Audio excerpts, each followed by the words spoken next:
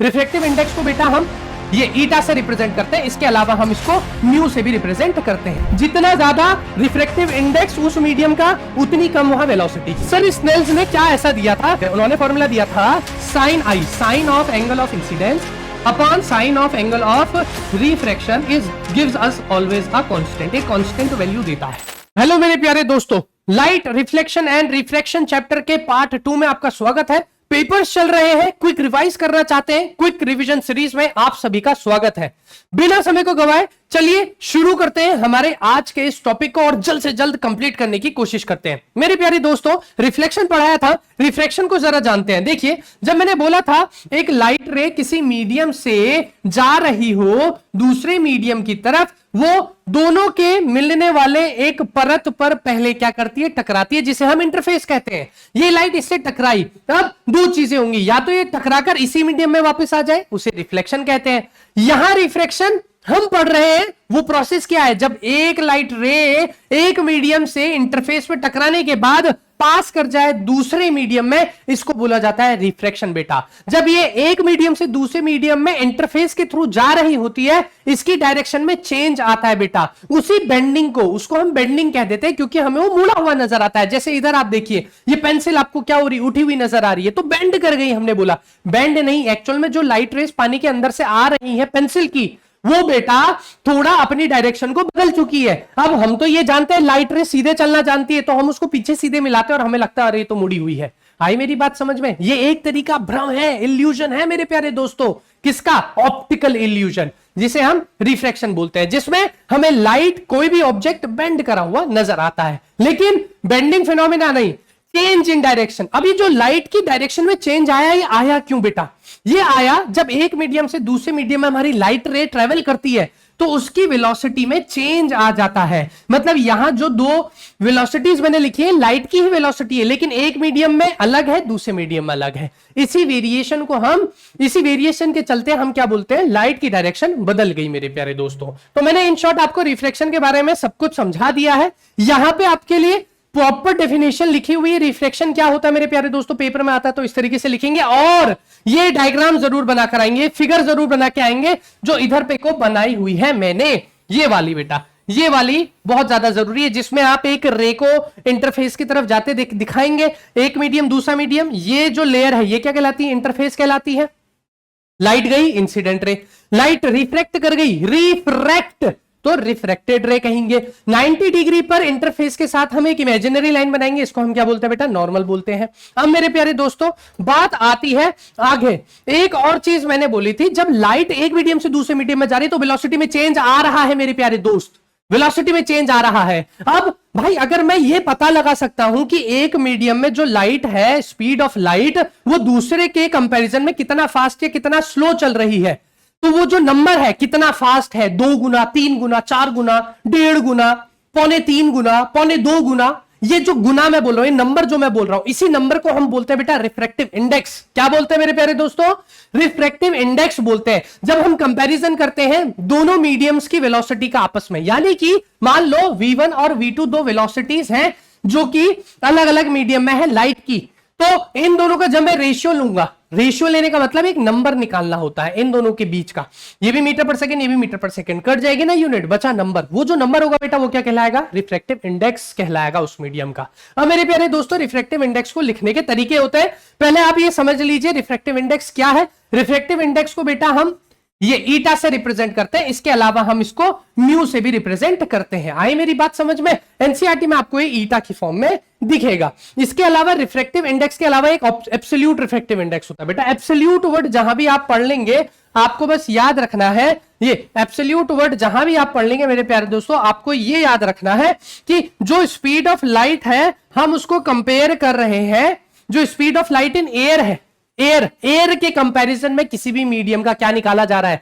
Refractive index निकाला जा रहा है। जैसे कि मैंने बोला एयर से लाइट रे पास करी वाटर में, बताओ वाटर का रिफ्रैक्टिव इंडेक्स क्या होगा। यहां मैं रिफ्रैक्टिव इंडेक्स नहीं, एब्सोल्यूट रिफ्रैक्टिव इंडेक्स बोलूंगा। क्यों बोलूंगा? क्योंकि लाइट को बेटा हम सबसे रेयरेस्ट क्या मानते हैं, मीडियम मानते हैं। लाइट एयर में या फिर वैक्यूम में सबसे तेज ट्रेवल करना जानती है, तो इससे छोटा हमारा कोई भी मीडियम का वैल्यू नहीं हो सकता। और एयर और वैक्यूम का जो हम वैल्यू लेते हैं रिफ्रैक्टिव इंडेक्स का, वो क्या लेते हैं? 1 लेते हैं, यूनिटी लेते हैं बेटा, 1 लेते हैं। इसके कंपैरिजन में हम जब दूसरे मीडियम का रिफ्रैक्टिव इंडेक्स निकालते हैं, इसको हम क्या बोलते हैं? Absolute refractive index. आ गई मेरी बात समझ में?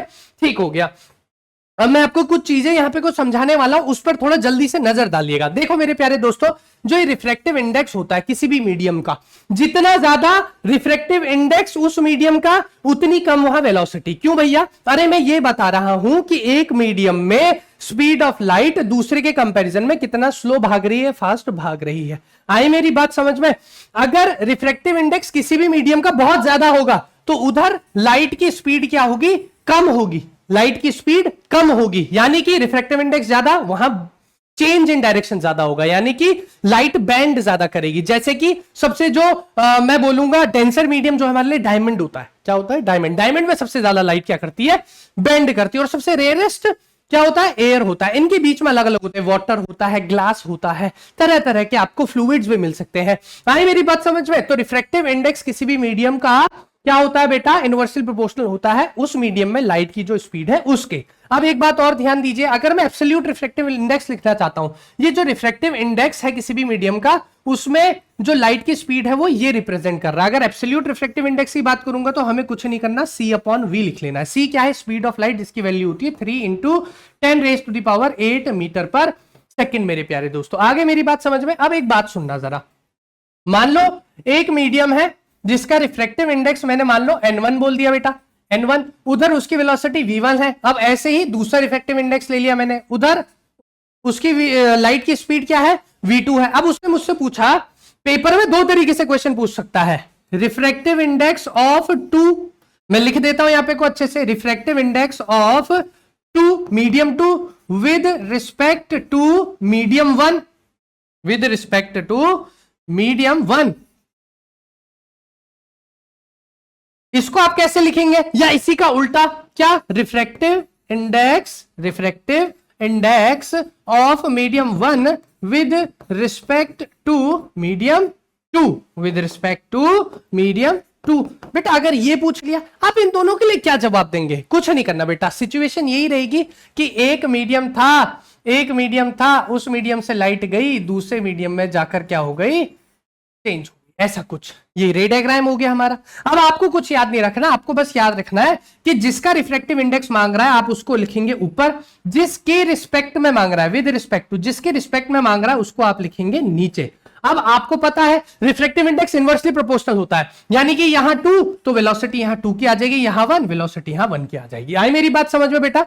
मेरी बात समझे कि नहीं समझे? जो ट्रिक बता रहा हूं, टिप है ये, छोटी सी लिखने का तरीका है एक्सप्रेशन लिखने का तरीका। क्या? रिफ्रैक्टिव इंडेक्स ऑफ 1, जिसका रिफ्रैक्टिव इंडेक्स मांग रहा है, इसने 1 का मांगा ना, refractive index of 1 with respect to 2, जिसका मांग रहा है वो ऊपर, जिसकी रिस्पेक्ट में मांग रहा है वो नीचे। अब आप देखो 1 यहां लिखा है, आपको पता है वेलोसिटी इनवर्सली प्रोपोर्शनल होता है, वेलोसिटी नीचे भेज दो, आपको पता है वेलोसिटी इनवर्सली प्रोपोर्शनल होता है, नीचे है तो उसका ऊपर आ जाएगा। ये बेटा आपके एक्सप्रेशन बन गए। अब इनको आप कैसे लिख सकते हैं? आप इसको ऐसे भी लिख सकते हैं, n2 to 1, मेरी तरह बोलो 2 to 1, 2 का 1 की रिस्पेक्ट में, इसको क्या बोलेंगे? n1 to 2, 1 का 2 की रिस्पेक्ट में। इनको लिखने का तरीका बेटा ये होता है। अगर आपके लिए बोला, एक सिचुएशन दे दी, उसने बोला भैया वाटर से ग्लास में लाइट रे गई, वाटर से ग्लास में लाइट रे गई, बताओ refractive index of glass with respect to water. अब आपको अरे तोते उड़ गए, ये क्या पूछ लिया? अरे ध्यान, कहीं से कहीं भी जाए आपको ध्यान क्या देना है? आपको रिफ्रैक्टिव इंडेक्स क्या निकालना है? Refractive index of glass with respect to water. इसको ऐसे लिखते हैं, क्या पता वो बोले ना, वो ऐसा लिख कर दे दे, कैलकुलेट NGW। आप क्या बोलोगे? अरे जो पहले लिखा है उसको ऊपर लिख दो, जो बाद में लिखा है उसको नीचे लिख दो। अब कुछ नहीं करना, वेलोसिटी का रेशियो लेना, आपको पता है इनवर्सली प्रोपोर्शनल होता है, यहां G लिखा है तो यहां VG, यहां W लिखा है तो ऊपर VW। लो निकल गया। इसी को क्या कहते हैं? Refractive index of glass with respect to water. आइए मेरी बात समझ में? अब आप बोलोगे सर लाइट रे तो वाटर से ग्लास में गई बोला आपने। अरे कहीं से कहीं भी जाए यार, किस मीडियम से किस मीडियम में लाइट जा रही है उसका डिपेंडेंट नहीं है रिफ्रैक्टिव इंडेक्स। रिफ्रैक्टिव इंडेक्स सिर्फ नंबर है बेटा, कौन किसकी रिस्पेक्ट में कितना ज्यादा डेंसर या रेयरर होता है। समझ में आए मेरी प्यारो? बात समझे? एक चीज और, ऑप्टिकल डेंसिटी और मास डेंसिटी बिल्कुल डिफरेंट होते हैं मेरे प्यारे दोस्त। ऑप्टिकल डेंसिटी, मास डेंसिटी बिल्कुल अलग होते हैं। ऐसा मत सोचना कोई चीज बहुत भारी है तो वो हमेशा डेंसर ही होगी, ना ना ना ना ना ना ना ना, ऐसा नहीं होता। एनसीईआरटी में पढ़ भी लेना। चलो बेटा, अब समझाने वाली बात तो आ गई। इसके अलावा बेटा और क्या पूछा जा सकता है? देखो पेपर में डायरेक्ट, बोर्ड में तो पूछा जाता है, तो हो सकता है आपका टीचर डायरेक्ट बोले ड्रॉ अ रे डायग्राम फॉर ये ग्लास स्लैब, ग्लास स्लैब के लिए तो ये बनाना सीख लेना बेटा। आपको पता होना चाहिए जब भी लाइट रे रेयर टू डेंसर जाती है, रेयर टू डेंसर जाती है, और एक आता है डेंसर टू रेयर जाती है।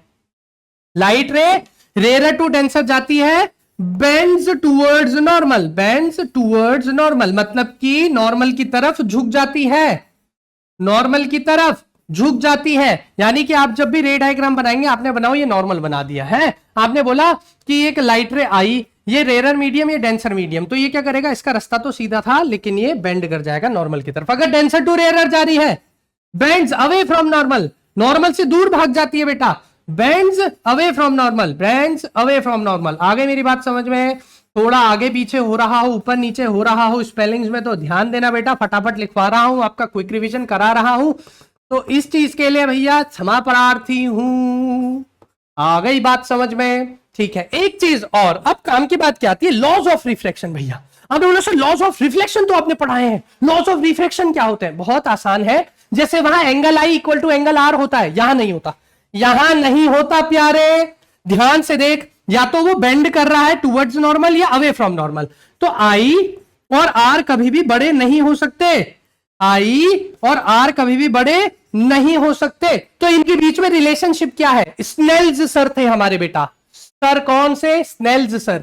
स्नेल्स सर ने एक ऐसा रिलेशनशिप बता दिया जिसकी मदद से अगर मुझे आई पता है तो आर भी पता चल जाएगा। हालांकि ये इक्वल नहीं होते। पहले क्या होता था रिफ्लेक्शन में बेटा? आई अगर इक्वल है आर के बराबर तो हम आसानी से निकाल लेते थे, लेकिन ऐसा होता नहीं है अब। क्यों? रिफ्लेक्शन में अलग कहानी है। आई या तो छोटा होगा आर से, आई या तो बड़ा होगा आर से। अच्छा मान लो आई बड़ा है आर से, यानी कि रेयर टू डेंसर जा रही है। एक और चीज नहीं सीख ली आपने, अगर आई छोटा है आर से तो डेंसर टू रेयर जा रही है। ये भी एक बहुत बेहतरीन बात हो गई। क्या पता टीचर घुमाकर क्वेश्चन पूछ ले। इसके अलावा बेटा सर स्नेल्स ने क्या ऐसा दिया था कि भैया जो उन्होंने हमें एक ऐसा फॉर्मूला दिए थे, उन्होंने फॉर्मूला दिया था sine i, sine of angle of incidence upon sine of angle of refraction is gives us always a constant. एक कांस्टेंट वैल्यू देता है। ये फिक्स तो होगी दो मीडियम्स के लिए। अगर किसी पर्टिकुलर एंगल पे आई जा रहा है साइन ऑफ आई, तो हमें एक पर्टिकुलर वैल्यू मिलेगी साइन ऑफ आर की। आई मेरी बात समझ में बेटा? और लेटर ऑन हमें ये पता चला ये जो कांस्टेंट है बेटा ये रिफ्रैक्टिव इंडेक्स के बराबर होता है मेरे प्यारे दोस्तों। आगे मेरी बात समझ में? तो इस चीज पर थोड़ा गहन विचार देना। क्या? स्नेल्स लॉ का the sine of ratio of angle of incidence to the sine of angle of reflection is a constant for light of a given colour and for given pair of media. Proper colour कोई भी colour हो सकता है। देखो अलग अलग colour के लिए रिफ्रैक्टिव इंडेक्स अलग होता है। आप ह्यूमन आई में पढ़ के आए होंगे, रेड कम रिफ्रैक्ट करता है और ब्लू ज्यादा करता है, क्योंकि रिफ्रैक्टिव इंडेक्स का खेल है। तो यही याद रखना, गिवन पेयर ऑफ मीडिया और लाइट के लिए ये जो रेशियो है हमेशा कांस्टेंट होता है। और दूसरा लॉ क्या है? The incident ray, the refracted ray and the normal all lie in the same plane. बिल्कुल उसी की तरह, बिल्कुल पिछले वाली की तरह। अच्छा आगे बढ़ते हैं मेरे प्यारे दोस्तों, ये कुछ डिफरेंट आपको रिफ्रैक्टिव इंडेक्स इंडेक्सेस की वैल्यूज है, इनका ध्यान दीजिएगा। अब बात आती है बेटा लेंसेज की, क्योंकि रिफ्रैक्शन लेंसेज में भी होता है। ये जो हम आंख में पहनकर घूम रहे हैं मेरे प्यारे दोस्तों, हमारे पास दो तरीके के लेंस होते हैं। एक होता है कन्वेक्स लेंस, एक होता है कनकेव लेंस। जैसे वहां कनकेव कन्वर्जिंग था, यहां कन्वेक्स क्या है? कन्वर्जिंग है। बेटा बिल्कुल उल्टा है उधर से। जो वहां केसेस थे कनकेव के वो यहां केसेस है कन्वेक्स के, जो यहां केसेस है कनकेव के वो वहां केसेस थे कन्वेक्स के। बिल्कुल डिफरेंट, लेकिन नेचर उन्हीं के जैसे मैच कर रहे, उल्टे में। कैसे? अरे ये कनकेव है, ये क्या है? कन्वेक्स है। कन्वेक्स है, कैसा नेचर है? कन्वर्जिंग नेचर है। कैसा नेचर है? कन्वर्जिंग नेचर है। वहां किसका था? कनकेव का था। वहां किसका था? कनकेव का था। यहां ये क्या है? ये कनकेव है। कनकेव का कैसा नेचर देख रहे हो बेटा आप? कनकेव का देख रहे हो आप डाइवर्जिंग नेचर। कैसा नेचर देख रहे हो मेरे प्यारे दोस्त? Diverging nature. तो बिल्कुल डिट्टो उसी की तरह है। रे डायग्राम्स बनाने का अलग तरीका है, लेकिन बिल्कुल एग्जैक्ट केसेस है। यहां 6 केसेस इसके होते हैं। किसके होते हैं? 6 केसेस इसके होते हैं, जिसमें से 5 में रियल इमेज बनती है, 5 में रियल इमेज बनती है, और एक में क्या होता है बेटा? एक में वर्चुअल इमेज बनती है। याद रखेंगे आप ये बात मेरी, ये बात याद रखनी है मेरे प्यारे दोस्तों, ये छोटे छोटे जो हिंट्स है बिल्कुल उसी की तरह मैच करता है, एक को याद कर लोगे दूसरा आपको हेल्पफुल रहेगा। ये डाइवर्जिंग है, केवल 2 केसेस होते हैं बेटा, केवल 2 केसेस होते हैं, 2 केसेस होते हैं मेरे प्यारे दोस्तों, दोनों में ही क्या बनती है, वर्चुअल इमेज बनती है, दोनों में ही क्या बनती है मेरे प्यारे दोस्तों, वर्चुअल इमेज बनती है मेरे प्यारे दोस्तों। ये याद रखना है, कैसे करना है आपने, बनाने का तरीका यही है। देखो ये टेबल है, टेबल याद करके जाना, प्रॉपर सिंपल केसेस तो आप अच्छे से कर लोगे अगर डायरेक्ट मुंह जबानी क्वेश्चन पूछता है। बाकी बनाने की अगर बात आती है कि कैसे हम बनाएंगे, कैसे हम बनाएंगे,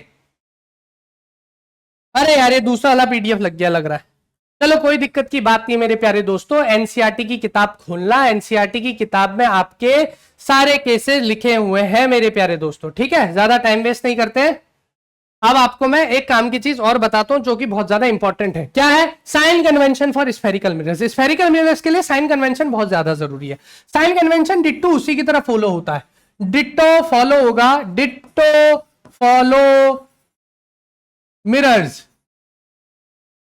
मिरर्स को ही फॉलो करना है। फिर भी आपको बता देते हैं, एक बात देखिए बेटा, ये इसकी हो गई हमने मान ली प्रिंसिपल एक्सेस। इसके लिए वर्किंग फोकस किस तरफ होता है, ऑब्जेक्ट जहां रखा है उसकी दूसरी तरफ। डिट्टो वैसे ही है, डिट्टो मिरर की तरफ है। कन्वेक्स का दूसरी तरफ होता है वर्किंग फोकस और सेंटर ऑफ कर्वेचर भी। तो याद रखना आप कन्वेक्स के लिए, कन्वेक्स के लिए मेरे प्यारे दोस्तों आप क्या करेंगे, फोकल लेंथ को हमेशा कैसे लेंगे, पॉजिटिव लेंगे। कैसे लेंगे, पॉजिटिव लेंगे। लेकिन एक चीज आपको ध्यान देनी है, जब इमेज आपकी रियल होगी, रियल होगी, वी रियल इमेज है, रियल इमेज है, तो बेटा आप क्या लेंगे, पॉजिटिव लेंगे। क्या लेंगे, पॉजिटिव लेंगे। लेकिन अगर वी वर्चुअल है, वर्चुअल है, तो आप क्या लेंगे, नेगेटिव लेंगे। क्यों मेरे प्यारे दोस्तों, जब लाइट रे इधर से टकराएंगी तो उस तरफ जाएंगी, वो एक्चुअल में मीट कर रही है, तो रियल इमेज बनेगी, है ना। इसकी इमेज डिस्टेंस हमेशा पॉजिटिव। अब आप मान लीजिए ये आपका ऑब्जेक्ट है, इमेज इस तरफ बन रही है तो वो वर्चुअल बनेगी, लेकिन इमेज डिस्टेंस क्या ली जाएगी, नेगेटिव ली जाएगी। वैसे ही अगर मैं कनकेव की बात करूं, कनकेव की बात करूं तो बेटा आप ध्यान दीजिएगा, ये देखिए इसका जो वर्किंग फोकस होता है ऑब्जेक्ट की ही तरफ होता है, जहां ऑब्जेक्ट रखा है उसी तरफ इसका वर्किंग फोकस होता है मेरे प्यारे दोस्तों। जिस तरफ इसका वर्किंग फोकस किस तरफ होता है, जिस तरफ ऑब्जेक्ट है उसी तरफ होता है। तो याद रखना कनकेव के लिए आपकी जो फोकल लेंथ होती है वो हमेशा क्या ली जाती है, नेगेटिव ली जाती है फॉर लेंसेज। और एक बात याद रखना, वी क्या लिया जाएगा, वी इसमें हमेशा नेगेटिव लिया जाएगा। क्यों लिया जाएगा, वर्चुअल बनाता है तो always always negative, always negative. याद रखना बेटा, इसके 5 केसेस है, 5 में पॉजिटिव ली जाएगी, केवल एक केस पे क्या ली जाएगी, नेगेटिव ली जाएगी। और इन सब का क्या है, इन सब का बाप है जो यू, यू क्या लिया जाता है, यू हमेशा नेगेटिव लिया जाता है, ऑलवेज ऑलवेज नेगेटिव। क्यों, अरे ऑब्जेक्ट ही नहीं है तो कुछ होगा ही नहीं। मेरे प्यारे दोस्तों आई मेरी बात समझ में। अगर आपको इमेज फॉर्मेशन के सारे केसेस लर्न करने समझने अच्छे से, तो मैं बता रहा हूं मेरे ही वन शॉट देखो जाकर, उसमें मैंने खुद हाथ से बनाकर सिखाए हुए हैं। अब मैं आप सभी का ज्यादा टाइम नहीं लूंगा। इसके अलावा एक छोटा सा टॉपिक होता है बेटा, power of lenses. Power of lenses कुछ भी नहीं करना, power is equal to 1/f, simple सा फॉर्मूला होता है। अगर आपको पावर को हमेशा किस में निकालना होता है, डायोप्टर में, याद रखिएगा डायोप्टर में निकालना है। फोकल लेंथ आपकी किस में होनी चाहिए, मीटर में। लेकिन अगर मान लो उसने लेंस की फोकल लेंथ आपको सेंटीमीटर में दे दी मेरे प्यारे दोस्तों, तो आप क्या करेंगे, दुख दर्द पीड़ा में नहीं जाएंगे, केवल 100 को डिवाइड कर देंगे जो फोकल लेंथ सेंटीमीटर में दिए उससे, आपका आंसर किस में आ जाएगा, डायोप्टर में आ जाएगा। अगर मान लो एक से ज्यादा लेंसेज उसने कॉम्बिनेशन में दे दिए, उसने कॉम्बिनेशन में दे दिया, आपको पता है भैया ये कन्वेक्स लेंस है, इसकी फोकल लेंथ कैसी होगी, पॉजिटिव होगी, होगी नहीं होगी, हाँ। ये कैसा लेंस है, कनकेव लेंस है, इसकी फोकल लेंथ किस में होगी, नेगेटिव में होगी। ये कैसा लेंस है, कन्वेक्स लेंस है, इसकी फोकल लेंथ किस में होगी बेटा, पॉजिटिव होगी। अगर वो आपसे बोल देता है नेट पावर क्या होगी, तो आपको कुछ नहीं करना है, नेट पावर निकालने के लिए आप तीनों की पावर को आपस में डायरेक्टली क्या कर लो, कंबाइन कर लो, डायरेक्टली कंबाइन कर लो। इसका मतलब आपको कुछ नहीं करना, इनका नेचर रखना है, बस इनके नेचर के साथ वैल्यू रखनी है विद साइन कन्वेंशन। मैं यहां पे को इन दोनों के लिए एक बात लिख लूं, ये जो फोकल लेंथ है, ये जो फोकल लेंथ है, ये किससे ली जाएगी, with sign convention, convention with sign convention, मतलब कि इनके साइंस के साथ आपको रखनी पड़ेगी। तो हम नेट कैसे निकालेंगे, 1/f1 प्लस का P2 क्या हो जाएगा, 1/f2, ये किसका होगा, नेगेटिव का, प्लस 1/f3, आपकी नेट पावर निकल जाएगी। बस इतना सा है। रिफ्लेक्शन बहुत ज्यादा आपके लिए टफ नहीं है, आशा करता हूं आपके लिए क्विक रिवीजन हुआ होगा। जिसको पहले से ही आता है उससे सीख लिया होगा, जिसको नहीं आता है उसको बस याद कर लेने, ये तथ्य याद कर लो, कैसे हुआ क्या हुआ इसे अभी भूल जाओ। मैं मिलता हूं आपको नेक्स्ट लेक्चर में। इसमें मैंने आपको बहुत सारे क्वेश्चंस छोड़े हुए हैं, आप इन क्वेश्चंस को जरूर करिएगा, बिना समय बर्बाद करें और मेहनत से लग जाइए पढ़ाई में। बाकी अगर आपको इसका वन शॉट से कुछ सीखना, आप जाकर सीख सकते हैं, बहुत अच्छे से पढ़ाया। Thank you so much.